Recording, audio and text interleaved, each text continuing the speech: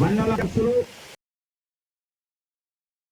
రానున్న రోజుల్లో కాబోయే ఎంపీ గారు అయినటువంటి కొత్తపల్లి గీత మేడం గారికి, అలాగే గౌరవ పెద్దలు అరకు నియోజకవర్గ తెలుగుదేశం పార్టీ ఇన్ఛార్జి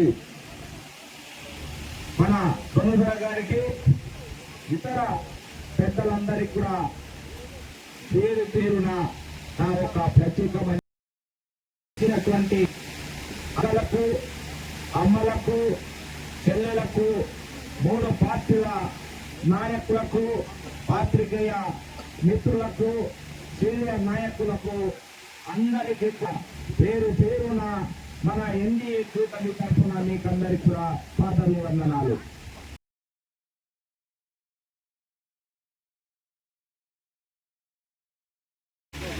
మనకి కావాలి అంటే రాష్ట్రంలో డబల్ ఇంజిన్ సర్కార్ కావాలి అంటే రాష్ట్రంలో మన వద్దన్నా కావాలన్నా చంద్రబాబు నాయుడు గారు 100కి 200కి హైవే శాతం ఇక్కడ ముఖ్యమంత్రి కాబోతున్నారు. మరి నరేంద్ర మోడీ గారి కోసం అయితే చెప్పక్కర్లేదు. నరేంద్ర మోడీ అయితే ఆల్రెడీగా ప్రపంచ దేశాలంతా కూడా ఎదురు చూసినటువంటి నాయకుడు ఎవరు అంటే ఈ నరేంద్ర గారు. మరి ఇద్దరి దగ్గర నుండి మనకు అభివృద్ధికి కావలసినటువంటి నిధులు కావాలి అంటే ఇక్కడ ఉమ్మడి అభ్యర్థి అయినటువంటి స్థానికంగా మీ కష్టాలు, మీ బాధలు, మన పల్లెలు, మన ఊర్లు, మన వాడ తెలిసినటువంటి వ్యక్తిగా హాజరాని మీరు ఆశీర్వదించండి. ఎమ్మెల్యేగా కాదు, మీకు సేవకుడుగా మీకు పని చేయడానికి నేను సిద్ధంగా ఉన్నానని చెప్పేసి మీకు తెలియజేస్తూ ఉన్నాను. అదేవిధంగా ఢిల్లీ నుండి మనకు నిధులు రావాలి. ఇక్కడ ప్రత్యేకంగా మేడం గారు ఉన్నారు.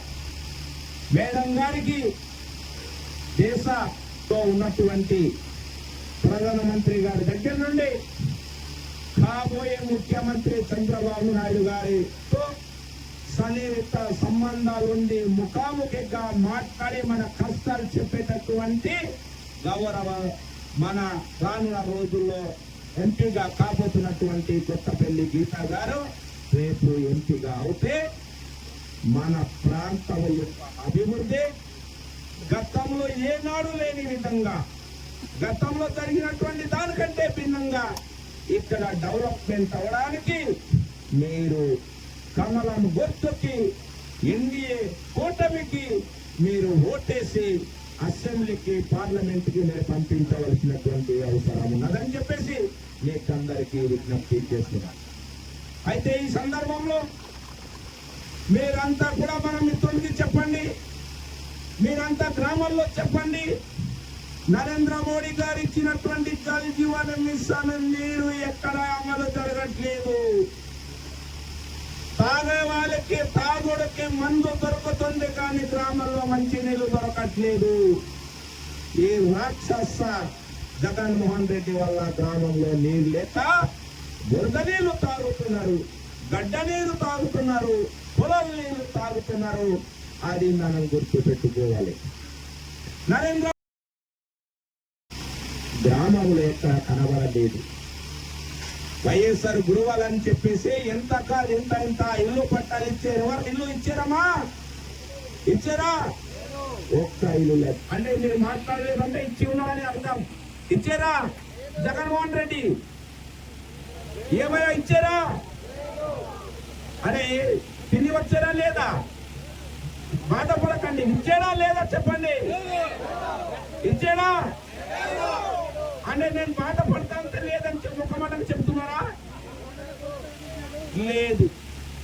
మరి లేదన్నదని లేదని చెప్పడానికి ఏమయ్యా?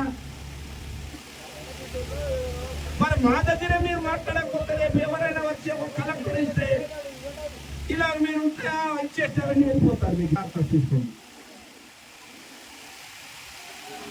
ఘోరంగా ఉన్నాయి. ఈ రోజు వరకు పల్లెల్లో టోనీ మోతలు ఇంకా ఉన్నాయంటే కేంద్ర ప్రభుత్వం రాష్ట్ర ప్రభుత్వం ఇచ్చినటువంటి నిధులు ఎక్కడికి వెళ్ళాయి. అంతేకాకుండా ఇక్కడ సర్పంచులు ఉన్నారు, రాష్ట్ర ప్రభుత్వం ఇవ్వడానికి నిధులు చేత కాలేదు వాడికి. కేంద్రం ఇచ్చినటువంటి నిధులు కూడా సాయంకాలం మన మిత్రులు వాళ్ళకి అకౌంట్ లో జమ అయినట్లు మెసేజ్ చూసి ఉదయం తొందరగా వెళ్ళేసి మా ఊరికి బోర్ ఇప్పించేద్దామంటే ఖాళీ అయిపోయి ఉంటున్నాయి. ఏమండి ప్రెసిడెంట్ గారు, నిజమా కాదా? మరి అటువంటి దుర్మార్గుడు మనకు అవసరమా?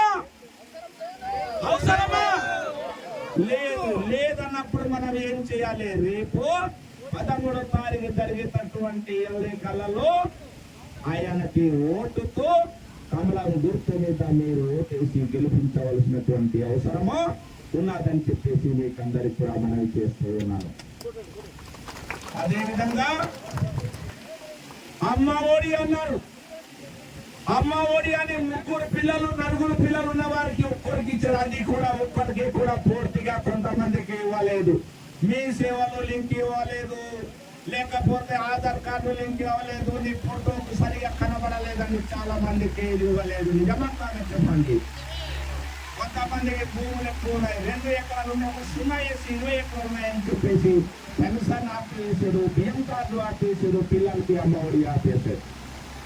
అదే చంద్రబాబు నాయుడు గారు రేపు ముఖ్యమంత్రి అవుతే మీ ఇంటిలో ఎంతమంది పిల్లలుంటే అంతమందికి వారికి సంవత్సరానికి 15,000 రూపాయలు చంద్రబాబు నాయుడు ఇవ్వడానికి ఆయన డిక్లేర్ చేసేట్టుగా. అదేవిధంగా చాలా మంది మన పిల్లలు బీడీ చేశారు, డిగ్రీ చేశారు, టెట్ చేశారు, ఇంకా బీడీ లేదు, సుట్టా లేదు, సిగరెట్ లేదు. పిల్లలంతా కూడా ఇంట్లో ఖాళీగా కూర్చున్నారు. నిజమా కాదా? దానిని దృష్టిలో పెట్టుకొని మన ఇక్కడ ఎమ్మెల్యే అభ్యర్థిగా ప్రకటన చేసిన రోజు నేను రాగానే అధికారంలో రాగానే నేను డిఎస్సి తీస్తాను, 3G ప్రచారమయంగా గిరిజన బిడ్డలకు నేను ఉద్యోగాలు ఇస్తానని చెప్పేసి ఆ రోజు ప్రకటన చేశారు చంద్రబాబు నాయుడు గారు. కాబట్టి ఇదంతా కూడా దృష్టిలో పెట్టుకొని ఇప్పుడు మేడం గారు మేమంతా కూడా 1 గంటకి 1 నిమిషం కంటే ముందే వెళ్ళిపోవాలి. కాబట్టి చాలా విషయాలు మాట్లాడవలసి ఉన్నా, మన బాధలు ఇలాగున్నాయి.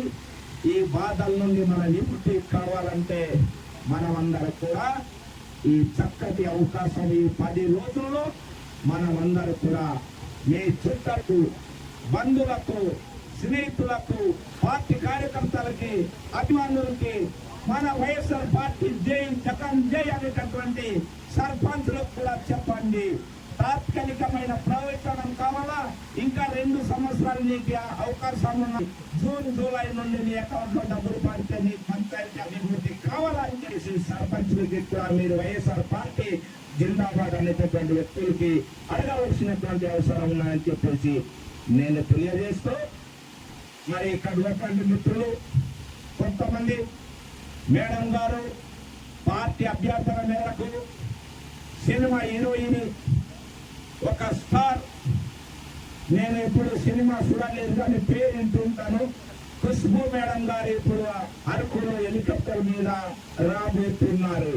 ఇక్కడ ఉన్నటువంటి యూనిఫామ్లో ఉన్నటువంటి మహిళలు మీరు అలాగే యువకులు కూడా సినిమా చూడకుండా మన ప్రత్యక్షంగా చూద్దాము, మేడం గారి మాట విందాము అనేటటువంటి వ్యక్తులు కూడా మీరు ఇక్కడ భోజనం చేసి వస్తే మేడం గారు ఎక్కువసేపు 1 అరగంట మాత్రమే అక్కడ మనతో రోడ్ షో చేస్తారు. అక్కడ వచ్చి అది కూడా విజయవంతం కొంతమంది చేయాలని చెప్పేసి కోరుతూ, మేము చెప్పేది చాలా ఉన్నప్పటికీ వాస్తవ పరిస్థితులు మీకు అందరికీ కూడా తెలుసు కనుక ఈ అవకాశాన్ని ఉపయోగించుకుంటే మనకి మంచి జరుగుతాయని చెప్పేసి కోరుతూ మీ దగ్గర నుండి సెలవు తీసుకుంటున్నాను.